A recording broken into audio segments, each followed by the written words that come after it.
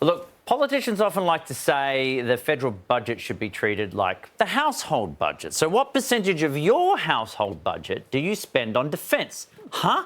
Are you purchasing drones? Tanks, submarines, Maybe. or lasers for the sharks in the moat around your house? Whatever it is, Gina Rinehart reckons you should be spending more. Okay. It is my belief we urgently need to do more to defend Australians.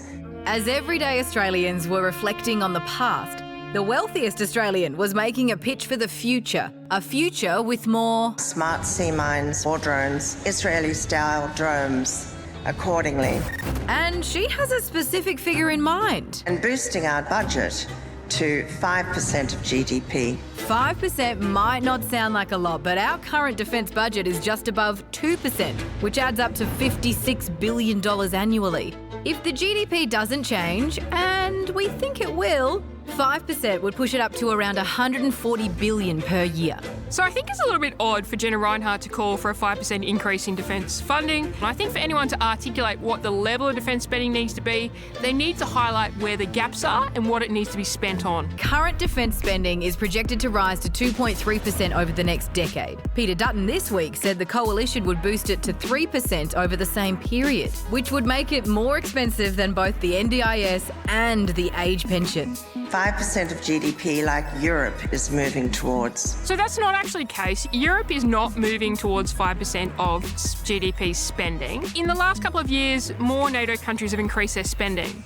But nobody in Europe, with the exception of Ukraine and Russia, is above 5% of GDP. Recent figures show only 10 countries globally spend 5% or more, and most of those are mired in war or conflict. The last time Australia was at 5% was during the Korean War, more than 70 years ago.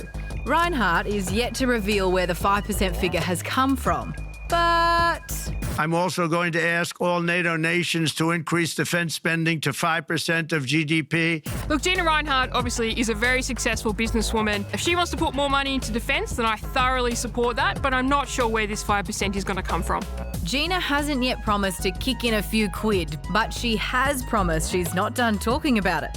I have so much more to say on this, but at another time. So instead, let's get Ian McPhedran, who's a defence writer and former war correspondent. Do we need to increase our spending to 5%? What do you reckon? No, in a word, it would be ridiculous. I mean, 5% is way out of the ballpark, and it comes from, someone in private industry who's very close to the Trump administration and who really has no idea, I suspect, about the actualities of defence spending. I mean, we spend just over 2 at the moment. Both sides of politics have got a plan to increase it to 2.3 and 2.5. When we get to 3 in another 20 years, it'll be a very high figure. And, in the meantime, I've spent 25 years watching the Defence Department waste hundreds of millions of dollars. So there's a lot of work to be done if you're going to give them more money. Ian, you say ridiculous, but let's just hypothesise a little bit here, because if we did take Gina Rinehart's advice, where would that money actually need to come from, first of all? And what would society even look like with a military that size? That's a good question. Obviously, there are 3 choices. You increase taxes, you cut spending, or you borrow more money. Those are the simple facts. Now, I don't think Gina Rinehart would be very keen on increasing taxes, and I think she'd probably be happy for the government to be cutting some money from social security and health, but I don't think the rest of the community would be happy with that. So that's a political problem. And of course, borrowing money simply adds to the debt and the amount of interest that our children and grandchildren have to repay. She's referred to things like missile defence and iron domes and these sorts of things, but that's when you've got an enemy active 20 kilometres away firing missiles at you. We don't have any enemy within Kui who's looking to fire missiles at us. It's just a bit silly, to be honest.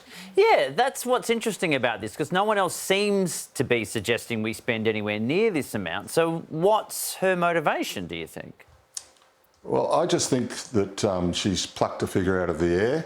I think she's just trying to, get the political game fired up during an election campaign. And I don't know whether she thinks that her friend Peter Dutton will, take any advice from her on defence spending, but I know that the Labor government certainly won't. And the idea that you would increase to 5% would be something that would really need to have a serious strategic reason. In other words, we'd have to have an enemy basically stating that they had aims to attack us or to take over part of Australia, and that's just not going to happen in the near term. And, the strategists all say, we're living in the most uncertain time since World War II. Well, what does that mean? Do we want to help America if, China attacks Taiwan? Or do we think China's going to attack us? It's really kind of fanciful in many ways. Well, Ian, thank you very much for some much-needed clarity, and thank you for your time. No trouble at all. Thank you.